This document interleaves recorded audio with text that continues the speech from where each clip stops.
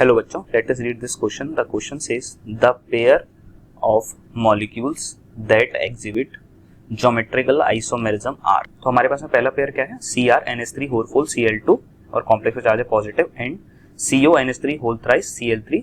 Second है हमारे पास में CrNH3 होल 5 और Cl और कॉम्प्लेक्स में चार्ज है +2.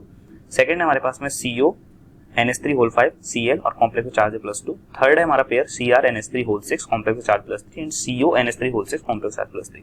फोर्थ है all of the above show geometrical isomerism. तो इस क्वेश्चन को सॉल्व करने के लिए जो की कॉन्सेप्ट हम लोग यूज करने वाले हैं, जैसे कि हम लोगों से बोला गया है कि इसमें से कौन सा पेयर ज्योमेट्रिकल आइसोमेरिज्म शो करेगा.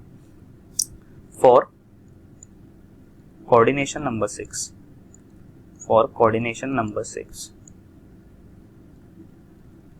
नंबर इक्वल टू 6, अगर आपके इस तरीके के कंपाउंड्स होते हैं या फिर हम लोग कॉम्प्लेक्स लिखते हैं, अगर आपके इस तरीके का कोई कॉम्प्लेक्स होता है, ठीक है, कोऑर्डिनेशन नंबर 6 में MA6, तो इस तरीके का आपका कॉम्प्लेक्स कभी भी ज्योमेट्रिकल आइसोमेरिज्म शो नहीं करता है.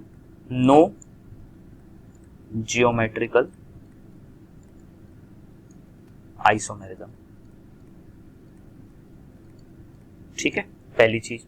दूसरा, इसी में अगर आपका A5B हो गया, A का मतलब आपके A6 का मतलब क्या है? सारे आपके 6 के लिगेंड एक जैसे, ठीक है, यहाँ पे 5 लिगेंड एक जैसे और 1 लिगेंड अलग, तो यहाँ पर भी आपका नो ज्योमेट्रिकल आइसोमेरिज्म को मैं शॉर्ट फॉर्म में GI लिख दूंगा, ठीक है. अगर हम लोग बात करें MA4B2 मतलब 4 सेम और 2 अलग, तो यहाँ पर आपके क्या हो जाएंगे? 4 सेम और 2 अलग सेम, ठीक है, मतलब ये 4 अलग होंगे जो कि सेम है और ये 2 अलग होंगे जो कि सेम है, तो यहाँ पर आपका GI हो जाता है, ठीक है. हम लोग यहाँ पर डिफरेंट ज्योमेट्रिकल आइसोमर्स बना के देख सकते हैं.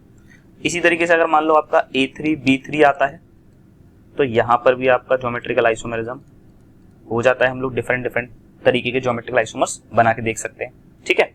तो इस की कॉन्सेप्ट का यूज करके हम लोग इस क्वेश्चन को बहुत ही इजीली सॉल्व कर पाएंगे, ठीक है. तो हमारे पास में एक करके हम लोग सारे पेयर देखेंगे. पहला पेयर है हमारे पास में CR. अगर हम लोग पहले पेयर की डायरेक्ट वो देख लेते हैं कि ये आपका किस कैटेगरी में आ रहा है, ठीक है. तो आपका पहला क्या है? CrNH3 होल 4 Cl2, तो मतलब MA4B2, ये इस कैटेगरी में आ रहा है, पहला वाला आपका पेयर.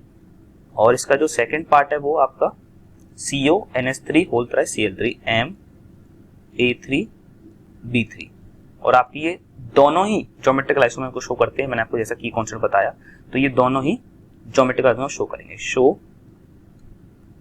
ज्योमेट्रिकल आइसोमेरिज्म, ठीक है. अगर हम लोग इसी तरीके से अपना सेकंड वाला चेक करेंगे, CrNH3 होल 5 और Cl मतलब MA5B, और दोनों ही आपके MA5B हैं. ये आपका +2 है और ये आपका MA5B. मैं चार्ज भी लगा देता हूं यहाँ पे +1 चार्ज और यहाँ पर आपका ये +2 चार्ज है, ठीक है.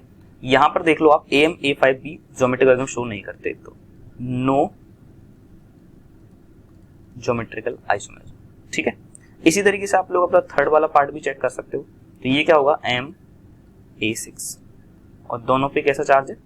+3, तो ये भी आपके नो GI. तो इनमें से कौन सा GI शो करेगा?